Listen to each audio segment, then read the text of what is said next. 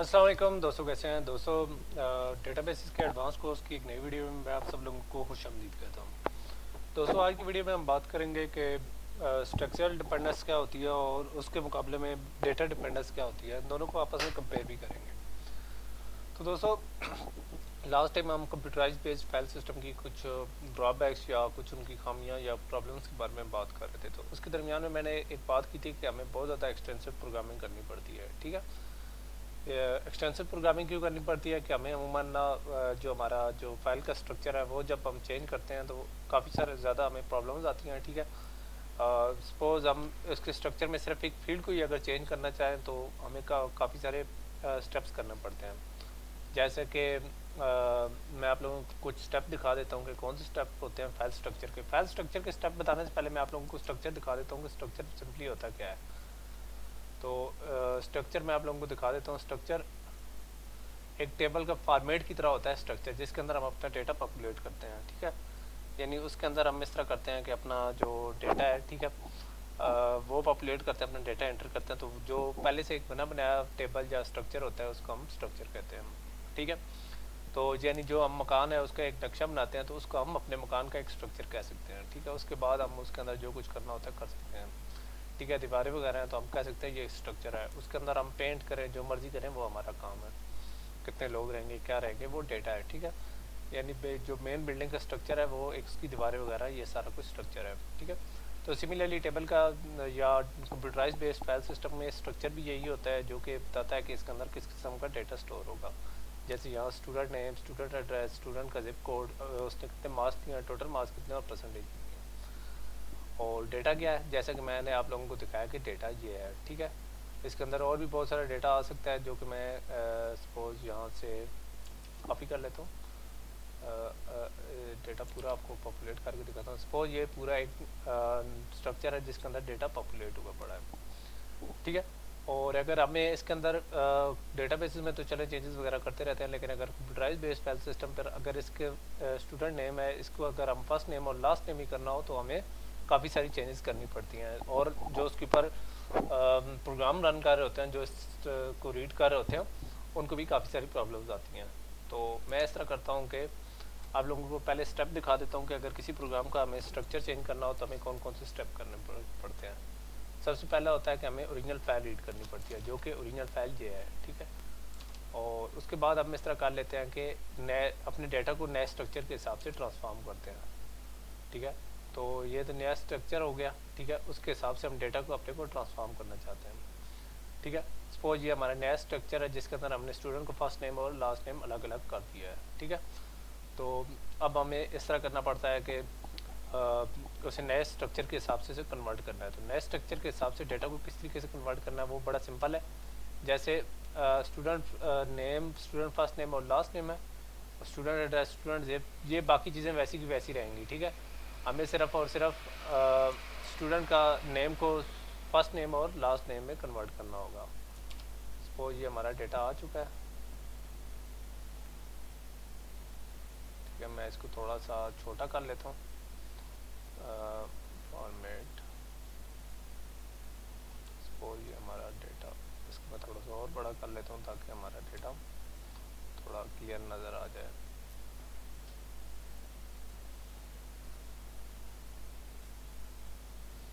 जी, अब हमारा डेटा है स्टूडेंट फर्स्ट नेम और स्टूडेंट लास्ट नेम। ठीक है, ये हमारा नया स्ट्रक्चर है। ठीक है, अब यानी सॉरी, ये अगले टेबल में मैंने करना था।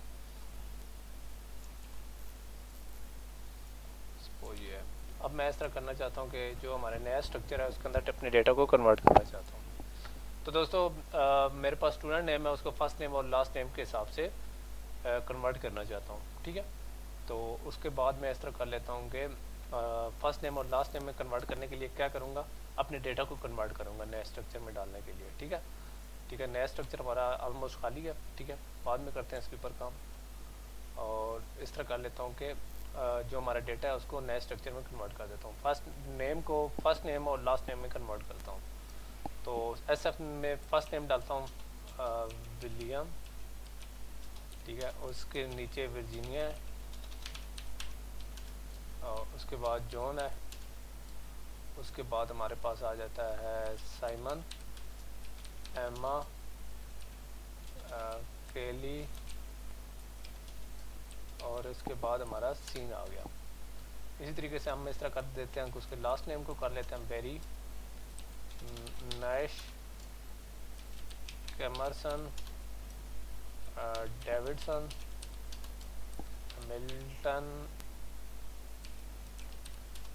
और वैंस और पार्सन। ठीक है, तो मैंने अपने डेटा को फर्स्ट नेम और लास्ट नेम में कन्वर्ट कर लिया। ठीक है, और ये डेटा हमारा कन्वर्ट हो चुका है, यानी हमने दूसरा स्टेप भी कर लिया, अपने ओरिजिनल डेटा को नए डेटा में नए फॉर्मेट में कन्वर्ट कर लिया है। ठीक है, और उसके बाद हम इस तरह कर लेते हैं कि तीसरा स्टेप है कि हम अपने ट्रांसफॉर्म डेटा को नए फाइल स्ट्रक्चर में पॉपुलेट करते हैं। तो वो मैं आपको करके दिखाता हूँ। ये हमारा नया डेटा ट्रांसफॉर्म हो चुका है। ठीक है, और ये जो हमारा नए स्ट्रक्चर के हिसाब से डेटा ट्रांसफॉर्म डेटा, इसको मैं कॉपी करता हूँ और नए स्ट्रक्चर के अंदर जाकर पेस्ट कर देता हूँ। और इस तरीके से आप लोगों ने देख लिया है कि हम लोगों ने जो नया स्ट्रक्चर है उसके अंदर अपना डेटा पॉपुलेट कर लिया, या हमने अपने स्ट्रक्चर के अंदर फाइल स्ट्रक्चर के अंदर चेंजेस कर लिए हैं। ठीक है, और अब मैं इस तरह कर लेता हूँ कि यहाँ तक तो मैं कर चुका हूँ। ठीक है, उसके बाद चौथा स्टेप ये है कि हम बाकी तमाम जो डेटा टाइप्स हैं उनके लिए 1 2 3 स्टेप रिपीट करते हैं। लेकिन मैं आप लोगों को यहाँ एक चीज़ बताता चलूँ कि स्ट्रक्चर के अंदर जो थोड़ी सी भी चेंज हो, बेशक थोड़ी सी चेंज हो, लेकिन ये स्ट्रक्चर की जो ऊपर जो चेंज होती है, ये तमाम जो रिलाइंग प्रोग्राम्स हैं, ठीक है, जो उस फाइल के ऊपर रिलाई कर रहे होते हैं, उसके ऊपर काफ़ी ज़्यादा इम्पेक्ट करती हैं। ठीक है, यानी उसके अंदर थोड़ी सी भी मॉडिफिकेशन है या थोड़ी सी मॉडिफिकेशन के नतीजे में एरर आ सकते हैं, बग्स आ सकते हैं, और एज ए ओवरहेड हमें उसके ऊपर काफ़ी सारा टाइम उस डिबगिंग जो प्रॉब्लम एरर आता है उसकी डिबगिंग के ऊपर करना पड़ता है। ठीक है, और उसके बाद करेक्शन पर भी टाइम लगता है। तो ये फाइल सिस्टम के एक और ड्रॉबैक था। ठीक है, तो जैसा कि हम फाइल सिस्टम की स्ट्रक्चर्स के अंदर हम बात कर रहे थे, तो उसके अंदर मैं आप लोगों को लिमिटेशंस या ड्रॉबैक्स के अंदर बता रहा था कि फाइल सिस्टम के स्ट्रक्चर की वजह से स्ट्रक्चर और डेटा डिपेंडेंस भी आती है। ठीक है, तो चूंकि हम लोग स्ट्रक्चर पर बात कर चुके हैं, स्ट्रक्चर के अंदर चेंजेस वगैरह के भी तरीके डिस्कस कर चुके हैं, तो अब हम एक पोजीशन में हैं कि हम इस तरह कर सकें कि स्ट्रक्चरल और डेटा डिपेंडेंस को कवर कर सकें। तो सबसे पहले बात कर लेते हैं स्ट्रक्चरल डिपेंडेंस क्या होती है। ठीक है, तो स्ट्रक्चरल डिपेंडेंस से मुराद ये होता है कि ये नहीं, हमारा जो डेटा है, ठीक है, वो स्ट्रक्चर के ऊपर डिपेंड करता है। ठीक है, यानी अगर हम स्ट्रक्चर के ऊपर चेंज करेंगे तो हमारे प्रोग्राम स्ट्रक्चर के अंदर थोड़ी सी भी चेंज करेंगे तो जो उसके अंडरलाइंग प्रोग्राम या जो प्रोग्राम उसके ऊपर रिलाई कर रहे हैं वो अफेक्ट हो जाते हैं, वो प्रॉब्लम्स क्रिएट करते हैं। तो हम ये कह सकते हैं कि ये प्रोग्राम स्ट्रक्चरल डिपेंडेंस शो कर रहा है। ठीक है, तो मैं आप लोगों को इसकी एक एग्जांपल दिखा देता हूँ। सपोज ये स्ट्रक्चरल डिपेंडेंस है। ठीक है, हमारे पास एक प्रोग्राम है जिसके अंदर स्टूडेंट का first name, last name, student address वगैरह वगैरह सारा ये चीज़ें मौजूद है। ठीक है, उसके अलावा स्टूडेंट जिब है, ऑब्टेन मार्क्स है और टोटल मार्क्स है, और इसकी मदद से हमारा जो प्रोग्राम है वो परसेंटेज काउंट करता है, जो कि आपके सामने शो हो रही है। सपोज मैं इस तरह कर देता हूँ कि इस स्ट्रक्चर के अंदर से ऑब्टेन मार्क्स का खाना डाल देता हूँ, लेकिन टोटल मार्क्स का कहता हूँ अंडरस्टूड है। ठीक है, तो मैं टोटल मार्क्स को डिलीट कर देता हूँ। ठीक है, ये एक कॉलम में ख़त्म कर देता हूँ। तो ये देखें हमारी परसेंटेज सारी ख़राब हो गई है। तो ये कह सकते हैं कि हमारा प्रोग्राम इस पर स्ट्रक्चरली डिपेंडेंट है, यानी स्ट्रक्चर डिपेंडेंट है। स्ट्रक्चर के अंदर थोड़ी सी भी चेंज होगी तो हमारे प्रोग्राम के अंदर इश्यूज आएंगे। तो ये हम कह सकते हैं कि हमारा प्रोग्राम स्ट्रक्चरली डिपेंडेंट है या स्ट्रक्चर डिपेंडेंस है इस प्रोग्राम में। तो ये लोग आप देख सकते हैं कि इसके अंदर एरर आ गया। ठीक है, तो इसका अपोजिट क्या है? इसका अपोजिट है स्ट्रक्चरल इंडिपेंडेंस, यानी अगर प्रोग्राम के स्ट्रक्चर के अंदर आप चेंज भी करेंगे भी तो उसके ऊपर इफेक्ट नहीं होगा। यानी अगर हम प्रोग्राम के अंदर चेंज करते हैं, ठीक है, तो उसके अंदर काफ़ी सारी उसके अंदर कोई चेंज नहीं होती। जैसे कि मैं आप लोगों को दिखाता हूँ कि लास्ट जो हमने एग्जांपल देखी थी जिसके अंदर हमने स्ट्रक्चरल डिपेंडेंस देखा था, हम टोटल मार्क्स को डिलीट करते थे तो हमारे प्रोग्राम का इधर एरर आ जाता है परसेंटेज में, लेकिन यहाँ हम डिलीट करके देखते हैं तो क्या होता है, यहाँ कोई इफेक्ट नहीं हुआ। तो ये कह सकते हैं कि हमारा प्रोग्राम ये वाला प्रोग्राम स्ट्रक्चरली इंडिपेंडेंट है, यानी इसके अंदर ये नहीं कहा जा सकता कि ये डिपेंडेंट है। ठीक है, ये कह सकते हैं कि ये स्ट्रक्चरली इंडिपेंडेंट है, यानी इसको स्ट्रक्चर के अंदर हमने चेंज किया तो उसके अंदर जो हमारी परसेंटेज है या उसके ऊपर अंडरलाइंग प्रोग्राम या जो प्रोग्राम उसके ऊपर रिलाई कर रहे हैं उनके अंदर कोई चेंज नहीं आएगा। तो ये हमारा एक था कि स्ट्रक्चरली इंडिपेंडेंट प्रोग्राम की। तो जैसे स्ट्रक्चरल डिपेंडेंस और स्ट्रक्चरल इंडिपेंडेंस है, इसी तरीके से डेटा डिपेंडेंस और डेटा इंडिपेंडेंस है। ठीक है, यानी सिर्फ स्ट्रक्चर से हमारे प्रोग्राम के अंदर प्रॉब्लम नहीं आते, बल्कि डेटा के अंदर चेंजेस से भी हमारे अंदर प्रोग्राम के अंदर चीज़ें प्रॉब्लम आती है। मतलब हम एक प्रोग्राम के न्यूमेरिक से टेक्स्ट के अंदर चेंज करते हैं तो शायद जो प्रोग्राम उस डेटा के टाइप के ऊपर रिलाई कर रहे हैं तो उनके अंदर एक डिफरेंट से बिहेवियर आ जाता है या उनके अंदर कोई प्रॉब्लम आ जाती है, तो हम ये कह सकते हैं कि उनके अंदर डेटा डिपेंडेंस है। तो डेटा डिपेंडेंस क्या होती है? डेटा डिपेंडेंस ये होती है कि जब हम अपने प्रोग्राम के डेटा के या एट्रीब्यूट्स के या करेक्टरिस्टिक की या डेटा टाइप्स को चेंज करते हैं तो हमारे प्रोग्राम का जो जो हमारा प्रोग्राम है, ठीक है, वो यानी उसके मेटा डेटा को चेंज करते हैं तो हमारा प्रोग्राम जो उसके ऊपर रिलाई कर रहा होता है, ठीक है, उस डेटा के ऊपर, तो वो अफेक्ट हो जाता है। तो ये कह सकते हैं कि वो हमारा प्रोग्राम डेटा डिपेंडेंट है। इसकी एक एग्जांपल मैं आप लोगों को दिखा देता हूँ डेटा डिपेंडेंस की। सपोज मैं अपटेन मार्क्स को 786 वर्ड में कर देता हूँ, 786।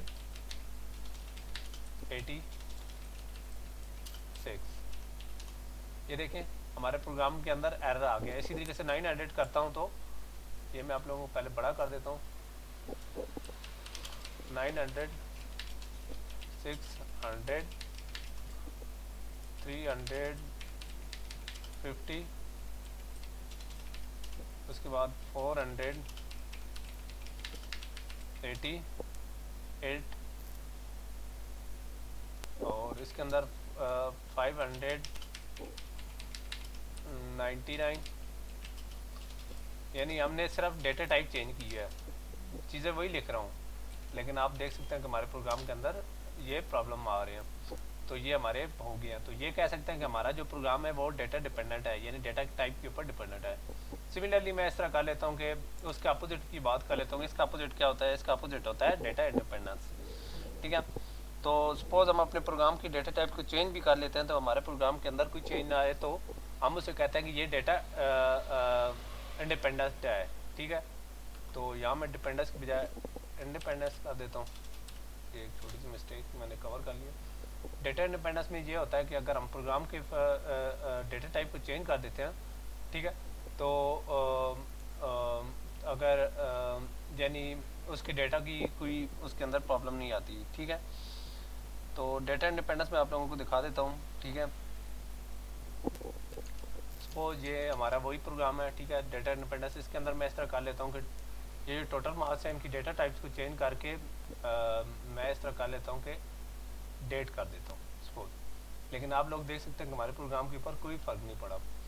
तो ये कह सकते हैं कि हमारा डेटा की अगर टाइप भी चेंज कर दें तो हमारे प्रोग्राम के ऊपर फ़र्क नहीं पड़ा, तो इसको हम कह सकते हैं कि ये इंडिपेंडेंट है, डेटा की डेटा इंडिपेंडेंस है कि यानी डेटा के ऊपर डिपेंड नहीं करता। तो दोस्तों ये कंसेप्ट था डेटा डिपेंडेंस और डेटा इंडिपेंडेंस का। ठीक है, तो अब टाइम आ गया कि चूंकि हम आने वाली वीडियोस में लॉजिकल और फिजिकल डेटा फॉर्मेट की बात करेंगे। तो लॉजिकल और फिजिकल डेटा फॉर्मेट क्या होते हैं?